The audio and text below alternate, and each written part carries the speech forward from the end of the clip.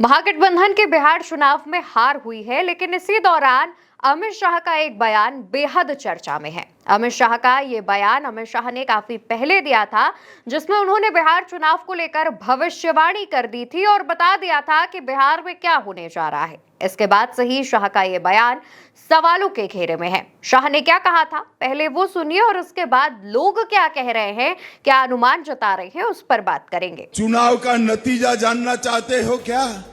14 नवंबर 8 बजे ballot box खुलेंगे, मतपेटियां खुलेगी, 9 बजे मतगणना शुरू होगा और 1 बजते बजते लालू राहुल की पार्टियों का सुपड़ा साफ।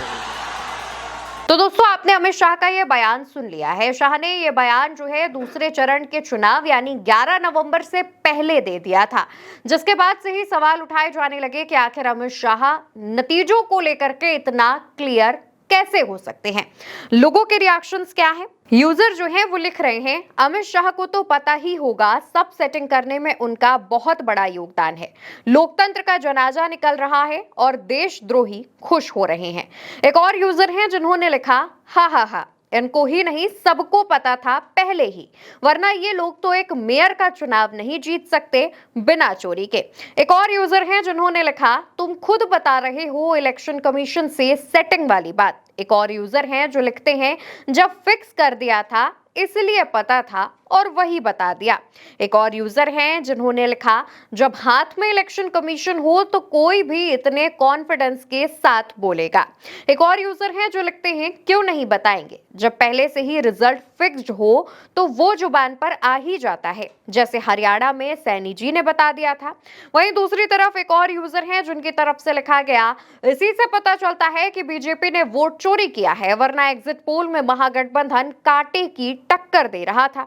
एक और यूजर हैं जिन्होंने लिखा है, मोदी जी और अमित शाह जी को चुनाव के पहले ही चुनाव के परिणाम पता हो जाते हैं, लेकिन देश में कब कहां कैसे आतंकवादी घुसकर हमले कर देते हैं ये नहीं पता रहता कभी। इस तरीके के जो रिएक्शंस हैं वो अमित शाह के इस बयान को लेकर के सामने आ रहे हैं और चर्चाओं में अमित शाह का ये बयान इसलिए भी है क्योंकि ठीक इसी तरीके से हरियाणा के चुनावों में रिजल्ट के पहले हरियाणा के मुख्यमंत्री नायब सिंह सैनी ने बकायदा प्रेस कॉन्फ्रेंस करके ये बता दिया था कि हरियाणा में भाजपा की ही सरकार बनने जा रही है, जबकि उस वक्त में जो है कांग्रेस लीड कर रही थी एग्जिट पोल्स में भी। लेकिन उसके बावजूद हरियाणा में इस बात की भविष्यवाणी भाजपा नेताओं की तरफ से की जा चुकी थी और हरियाणा में भी ठीक वैसा ही हुआ। आज के समय की बात करें तो बिहार में भी अमित शाह ने यह भविष्यवाणी कर दी थी और अब बिहार रिजल्ट सामने आने के बाद वैसी ही तस्वीर निकलकर सामने आ रही है। तो लोगों का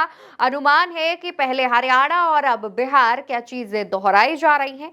क्या वाकई पहले से ही ये जो भविष्यवाणी का पैटर्न है इसमें कोई मिली भगत हो सकती है? लोग जो है अमित शाह और इससे पहले नायब सिंह सैनी के इन बयानों को लेकर के संदेह जता रहे हैं और लोगों का कहना है कि आखिर चुनाव के रिजल्ट से इतने पहले कोई भविष्यवाणी ऐसे कैसे कर सकता है। वहीं बताते चले कि जब काउंटिंग होना शुरू हुई थी, बैलेट पेपर खुलने शुरू हुए थे और उसके बाद करीब कई राउंड्स की काउंटिंग में जो है महागठबंधन बढ़त बना रहा था।